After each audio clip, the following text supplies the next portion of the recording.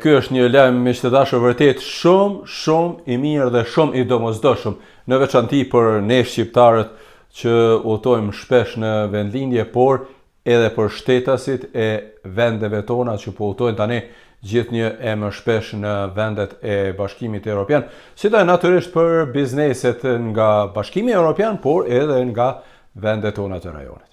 Komisioni Evropian ka propozuar edhe zyrtarisht hapjen e negociatave me vendet e Ballkanit Perëndimor për heqjen e tarifave të roamingut me këto vende. Sipas këtij propozimi, negociata do të zhvillohen veçmas me secilin nga vendet e Ballkanit Perëndimor. Pra, me Shqipërinë, Kosovën, Bosnjë Hercegovinën, Malin e Zi, Maqedoninë e Veriut dhe me Serbinë.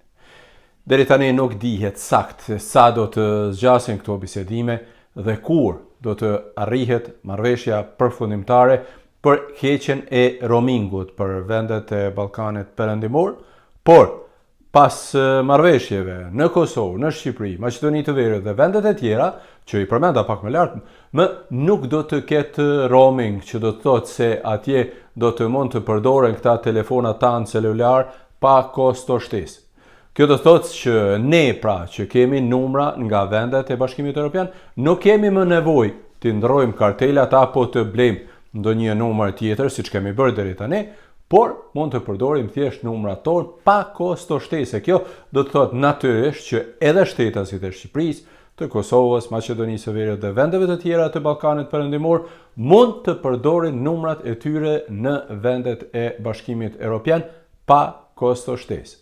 Me siguri e dini, por po e them edhe një herë, që tarifat e roamingut janë hequr ka herë në vendet e Bashkimit Evropian, ndërsa vendet e Ballkanit Perëndimor kanë ulur apo edhe kanë hequr në tërësi tarifat e roamingut midis tyre. E me propozimin e Bashkimit Evropian, ai dëshiron pra të heqë këto tarifa tani edhe midis Bashkimit Evropian dhe vendeve të Ballkanit Perëndimor, e që është vërtet një lajm shumë i mirë, po e përsëris edhe një herë sepse më ka gëzuar edhe personalisht.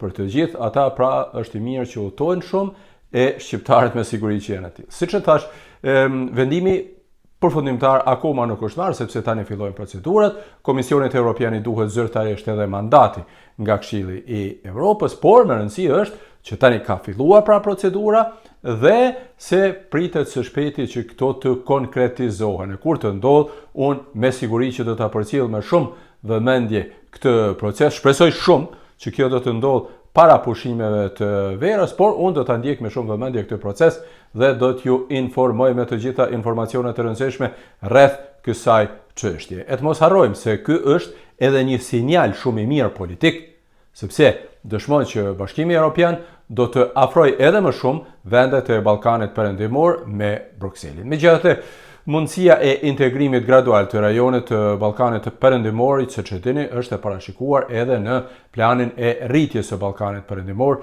Ky plan është miratuar në vitin 2023.